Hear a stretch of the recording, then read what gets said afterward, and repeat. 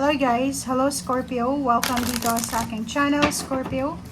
Alamin natin kung anong messages, vibration, gabay energy para sa lahat ng Scorpio. Ito ay timeless, so pwede kang makaresonate ngayon, bukas makalawa, or pwedeng tapos na to sa'yo. So tingnan natin Scorpio, kung ano ang gustong sabihin sa'yo ng universe. Receiving from angels. Wow! Shimmering wings of angels embrace me with love. Okay. So, nakikita natin dito Scorpio na posibleng makakatanggap ka. Yung angels ay sobrang generous sa'yo. Even the guys, angels and the universe, sobra silang generous sa'yo. So, posibleng makakatanggap ka ng like for the past a few days, pwedeng may napapansin ka na parang pag mag-isa ka lang, parang may nakatingin sa'yo. Parang ganun. Kasi to, sinasabi na pwedeng may yumayakap sa'yo while you're alone, parang gano'n, pag may nakikita, malungkot ka, ganyan, ganito. So, pwedeng mayroong mga pakiramdam ka na hindi ka nag-iisa. Like sa kwarto, like for example, pag malungkot ka, parang feeling mo, may nakatingin sa'yo, or pwedeng parang may dumadamay sa'yo, parang gano'n. So, detox your friendship, Scorpio. Okay. So, dito sa barang to, sinasabi sa'yo na may mga nangyayari sa buhay mo, Scorpio, na hindi mo nakikita.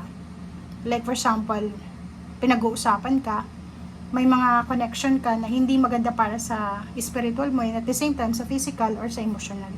Pero ang nakakita lang yan yung nasa spiritual world, diba? Pero hindi sila pwedeng makialam since iba yung world nila, iba sa world mo. Pero yung blessings na matatanggap mo siya ngayon is, yung blessings yan from angels is parang, yung ang tagal mong natulog, di ba? Matagal kang niloko, matagal kang ginawa ng masama, or ang tagal mong nasa stagnant period, and then ngayon biglang marirealize mo na, ay hindi pala ako masaya. Ay hindi ganito yung gusto ko, parang ganyan. Okay? So, sinasabi sir dito, Scorpio, na your abundance flow is being affected by the people with whom you're spending time. So, tanungin mo yung sarili mo ngayon. Okay, Scorpio. Sino-sino yung mga taong palagi mong kasama? Sino-sino yung mga taong palagi mong pinapakinggan? Sino yung mga taong nagbibigay sa'yo ng advices? Sino yung mga taong nag-uutos sa'yo? Sino yung mga taong pinapakinggan mo? Kasi sinasabi na yung abundance flow mo, or yung flow of abundance mo is apektado ng mga taong malapit sa'yo. Yung mga taong palaging connected sa'yo. Kasi yung energy nila, hinihigop mo yun eh. Okay? So, kailangan mong maging matalino. Kailangan maging matalino tungkol sa mga friendship, relationship, or dun sa mga taong pinapakitunguhan mo, ka-close mo, or yung mga energy na ina-absorb mo. Okay? Mas piliin mo daw na makilapit or maging connected dun sa mga inspiring na tao, mga generous na tao, and yung mga taong susuportahan ka. Okay? So, yun ang sabi sa'yo. Ito yung first two cards. So, detox, declutter, detox. Even relatives and friends, or pwedeng office mates, workmates, or kung sino man sila na malapit sa'yo na parang feeling mo toxic, kailangan mong umalis sa situation na involved ka doon or involved sila.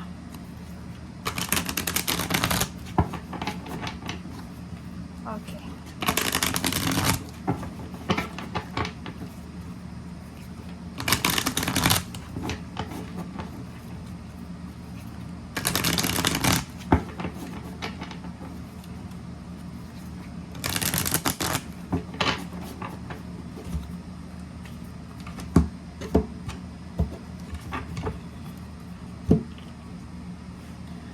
Okay, Scorpio. First card, second card. So, nakikita ko sir dito, Scorpio, na merong mga tao na gustong pumasok sa buhay mo. It's either present na individual, or pwedeng dati, parang ganun, dating kakilala, dating katrabaho, or kung sino man ito. Sila yung focus ngayon. Okay? Sila yung focus mo ngayon. O parang sila yung mga gustong pumasok sa buhay mo. Sinasabi ng Barasay dito, yun nga yung sinasabi dito na kailangan mong maging matalino sa kung sino yung papapasukin mo. Kung sino yung dapat lumapit sa'yo. Kasi yung energy natin, mabilis yan ma-absorb eh. Kung palagi tayong masaya, ma-absorb yun ng mga kasama nating masaya. Maging masaya din. Pero kung yung kausap mo lagi, puro negative, selos, galit, hinanakit, away, ganun din yung ma-absorb mo. Okay? So yun.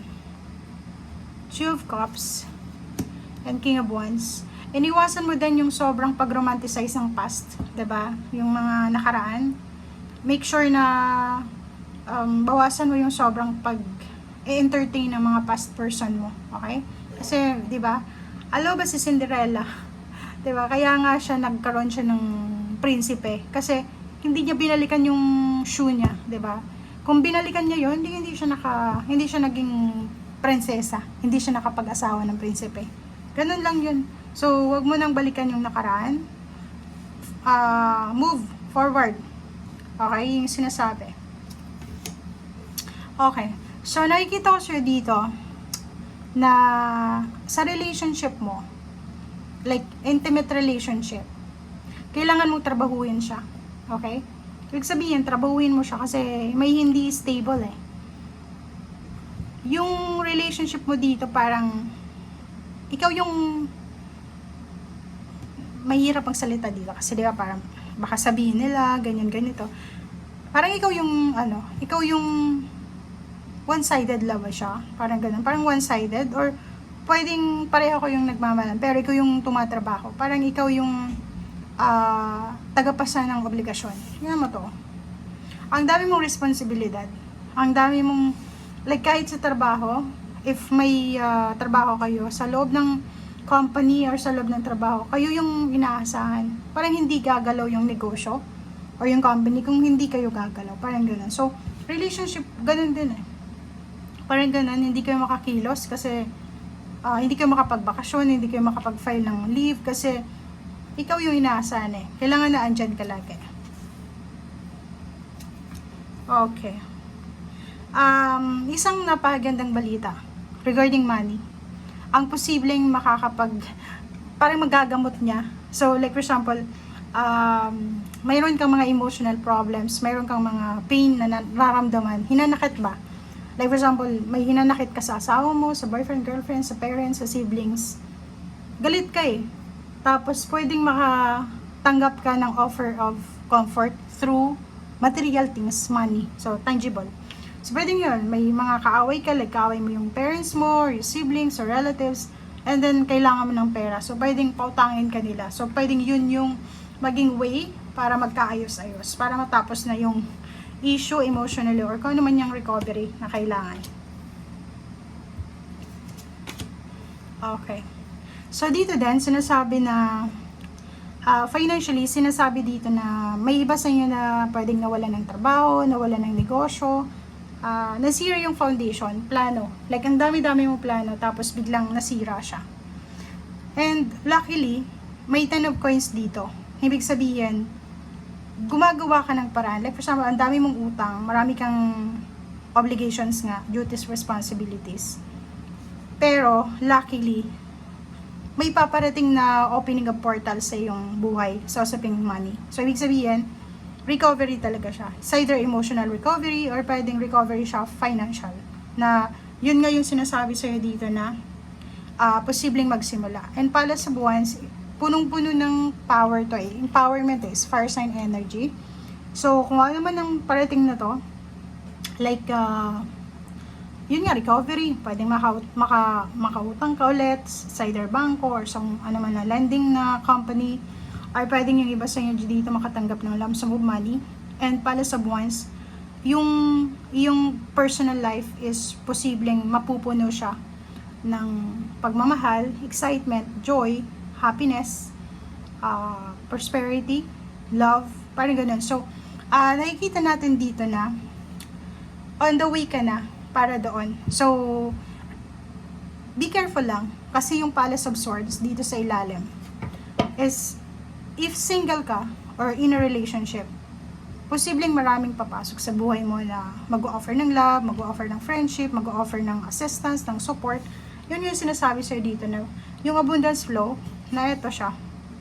yung flow na darating sa'yo, magiging, kumbaga, para sa'yo yan. Pero kung i-incorporate ka ulit sa mga toxic na tao, ganun, magiging tower siya. So, ibig sabihin, kailangan i-secured mo yung financial flow na yan. Umiwas ka sa mga taong toxic, sa mga taong jinx, parang ganun. Okay? Thank you guys. Bye!